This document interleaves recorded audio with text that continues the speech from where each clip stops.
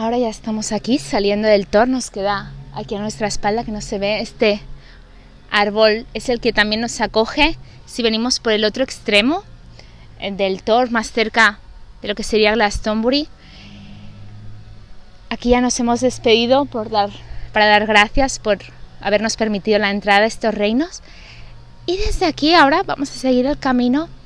Nos quedan 3 puntos importantes en la historia de Glastonbury, como son las 2 fuentes, la fuente blanca y la fuente roja, que nos vamos a dirigir primero como símbolo de la feminidad, del polo también negativo que habíamos hablado también en el Orchat en un extremo, en el otro de estas aguas, ¿no? Estas que fluyen, donde también Merlín hizo parte importante de su trabajo, se conoce que hay en esas fuentes.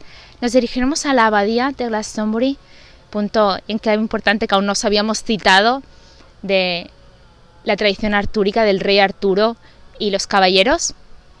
Y después, más hacia el sur, vamos a ir a Werris Hill, que es el punto importante, es otro montículo, que es donde José de Arimatea clavó el báculo e hizo su trabajo, ¿no? Vamos a ir hacia estos 3 puntos que nos quedan para acabar de trabajar con toda la representación que hay en Glastonbury de todas estas diferentes épocas de más de 5.000 años de historia.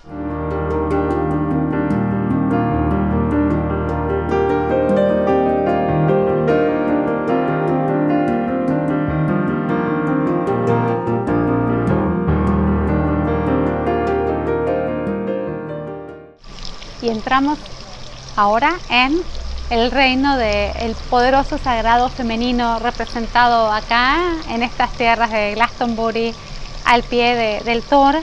Tenemos estas 2 fuentes, ¿no? Estas 2 fuentes de agua cristalina que surgen verdaderamente de las entrañas de la madre tierra. Se las conoce hoy en día como la fuente blanca, ¿no? De White Spring. Esta fuente blanca representa a la madre en su aspecto nutritivo, de cuidado, de vida, de fuente de vida, ¿no? Y vemos acá las aguas, que son aguas completamente cristalinas, y a veces tienen depósito de calcárea, ¿no? Hoy en día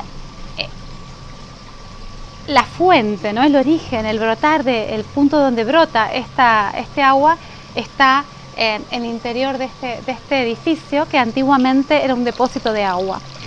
Se creó como depósito de agua para abastecer al pueblo de Glastonbury a inicios del siglo XX. Nunca se abasteció el pueblo de este agua finalmente, porque no hubo los recursos, la ingeniería hidráulica de la época no lo permitió. Pero sí quedó este edificio de piedra, que es ahora el custodio, el guardián de este espacio donde surge el agua de vida, donde brota este manantial de agua de vida desde las entrañas de la tierra, ¿no? Después de ser un depósito de agua, en un momento pasó a ser un lugar de tragos, un bar, digamos, y ahora está destinado a la veneración de la diosa en su aspecto poderoso, ¿no? En su aspecto reciclador y transformador, ¿no? Y hoy no podemos tener acceso porque está cerrado, pero se construyó en el interior, hay fuentes, ¿no? Hay piletas de agua, y hay un culto a la madre en su aspecto generador profundo, natural y más salvaje, por así decirlo. Y construyeron alrededor este maravilloso jardín, ¿no? Donde vemos el aspecto fértil, ¿no? De la madre, con los helechos, con los musgos, con la humedad, su aspecto de crear este microambiente húmedo que facilita que crezca lo verde, que crezca lo nuevo, ¿no? Y también hicieron esta cascada de 7 fuentes que en cierta forma representan diferentes universos de existencia, diferentes planos de existencia que pueden ser interpretados como sistemas planetarios, como universos, pero también como sistemas de conciencia, ¿no? Y el agua de vida que fluye, ¿no? y que impregna como conciencia esta cascada de fuentes, ¿no? De niveles de conciencia. Y si cruzamos enfrente, si me acompañan, y cruzamos enfrente, vamos a ver el surgimiento mucho más discreto de la otra fuente, de la fuente roja. Venga, vamos a cruzar la calle con cuidado. Están acá en obra, así arreglando, pero en el interior, atrás de esta muralla, está lo que se conoce como Chalice Well. Y vamos a hablar un poquito, cuando vayamos del otro lado, vamos a hablar un poquito de Chalice Well. No te enojes, está todo bien. Y esta fuente, que el punto donde brota de la tierra, está en el interior de este terreno de Chalice Well, y la gente de Chalice Well que deja que el agua brote de este lado para que esté accesible a todas, y vemos, ¿no?, como la gente hace ofrendas, vemos frutillas, ¿no?, como ofrenda a la madre, y vemos como el sedimento que queda en la piedra es rojo, porque este agua no es de calcárea, ya es un agua ferruginosa, es un agua que tiene hierro, ¿no? Y eso representa el aspecto transformador, el aspecto de sostén, de transformación de la madre tierra, ¿no? De la poderosa diosa femenina. Y contándoles un poco de estas dos fuentes, se hicieron muchos estudios para ver el origen, ¿no? Y se hicieron excavaciones para ver de dónde viene, de dónde surge este agua. Y viene de napas tan profundas de la tierra que geológicamente no se sabe, pero lo que sí es certero, que es agua que está fuera del circuito de reciclado, ¿no?, del agua de lluvia, río, evaporación, nube, lluvia. Está fuera de ese circuito, es agua que llovió y se filtró por las napas al interior del seno de la madre tierra, probablemente antes de los periodos glaciares, antes de que nuestra civilización humana estuviera en la tierra. Entonces es agua que trae información del seno de la madre, transformadora y muy profunda. Es un agua de purificación, es un agua de vida, es un agua que cura y que ayuda a conectar con la madre y con todas sus criaturas de la existencia, ¿no? Y se sabe que son dos napas separadas, que son dos fuentes separadas, y nacen en este valle de vida verde al pie del Tor. Ahora entonces vamos a dar la vueltita y vamos o también por acá atrás, vamos a ver si podemos acceder.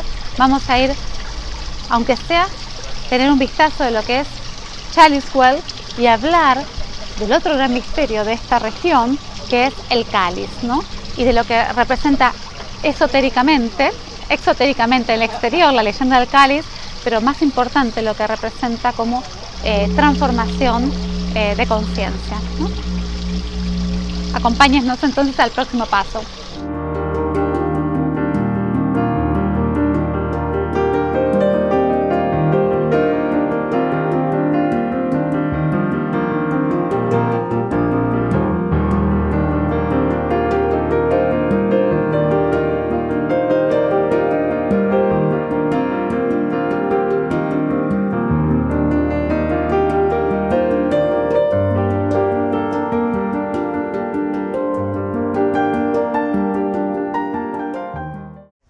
Aquí dentro de los jardines de Chalice Well. Ya habéis podido ver la entrada y la exuberancia de todo el camino de Gaia, ¿no?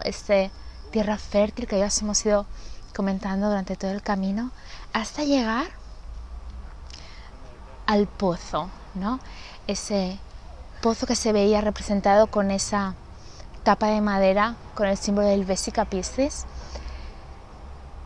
Y para los que no sepáis qué es el Vesica Piscis, serían dos círculos entrelazados que, si os fijáis, astrológicamente tienen el símbolo representado de Piscis, que representa esa unión de esas dos células que crean un tercer aspecto, que crean al hijo, como la era de Piscis, representación del descenso de la energía crística, para traernos al Maestro Jesús. Esa representación en el pozo de Chalice Well, de agua, como ya os he indicado, Ceci, de energía, o sea, es agua con elementos de hierro, ferrosa, que por eso tiene ese color anaranjado de los residuos oxidados del hierro que habéis visto cuando a la entrada había esa gran piscina. No es agua turbia, sino que esa agua realmente es un agua pura, cristalina, que se puede tomar, pero sí tiene ese gusto metálico de los residuos del hierro. Este punto estaría, al ser este agua profunda de pozo, conectaríamos más con la energía de Morgana. Hemos dicho que esta dualidad siempre se trabaja en este plano con los dos directores de obra que teníamos aquí en escena en Glastonbury, de Merlin y Morgana como su representación femenina. Estarían muy presentes aquí. La historia dice que que era en este pozo donde Merlin hacía parte de sus trabajos. Morgana también estaba presente. Y hay una historia curiosa sobre este pozo, donde también dicen que hay una alga roja que también le da ese color, esa coloración, y que hay como unas compuertas bajo tierra donde los druidas también hacían parte de sus rituales y sus sacrificios. Dicen que también esta agua conecta directamente con la abadía y que había como un punto de conexión donde Merlín podía conectar con el rey Arturo. Pero es este punto en el que vamos a quedarnos con la representación de ese cueva, vasija fértil que nos nutre y nos permite crear algo nuevo, ¿no? Es las dos células que se unen para crear un aspecto nuevo, como representación del cáliz y el Santo Grial. Parte de la historia y por la que se ha hecho famoso el rey Arturo es por su búsqueda del Grial, que lo buscó aquí en esta tierra. Vamos a ir luego al punto donde José de Arimatea llegó y por eso se buscó aquí el Grial, o el rey Arturo lo buscó aquí.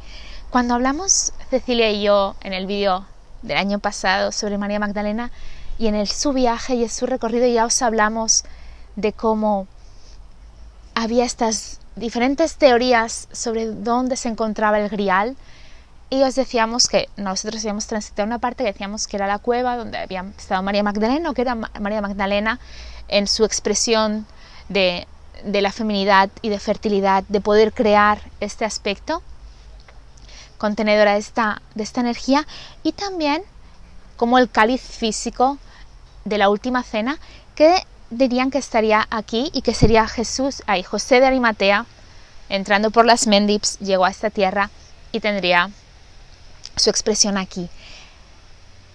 De ahí también la importancia de las dos fuentes, la fuente blanca y la fuente roja, como aspecto de el sudor de Cristo y su sangre. Por eso decían que el Grial podía estar aquí encontrado.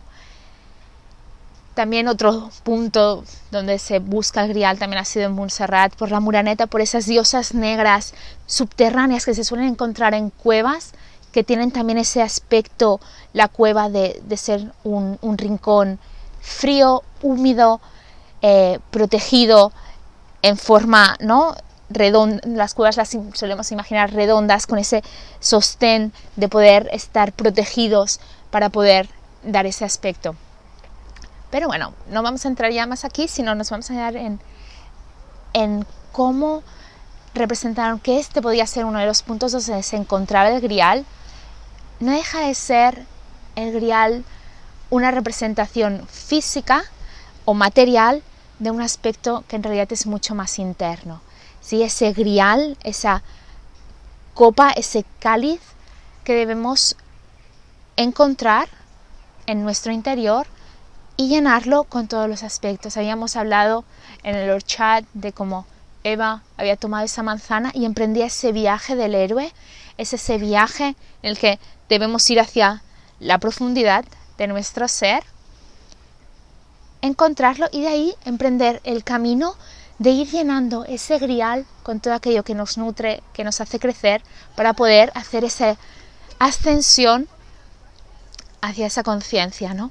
Cuando hemos transitado todo el camino hacia el Thor, como habéis visto en las imágenes, en realidad no es un camino lineal, sino que hemos seguido un camino en espiral de ascensión. Esa ascensión física en espiral que hemos ido subiendo para llegar hasta el Thor, en muchos aspectos también se ha hablado de que es como la Kundalini que se encuentra en la base de nuestra columna, que vamos haciendo el ejercicio de ir subiendo poco a poco hasta el Sahasrara, como nos ha explicado Cecilia cuando nos hablaba del punto máximo con la Torre de San Miguel, en la cima del Thor, uniendo estas dos polaridades para poder hacer que fluya la energía de la forma adecuada.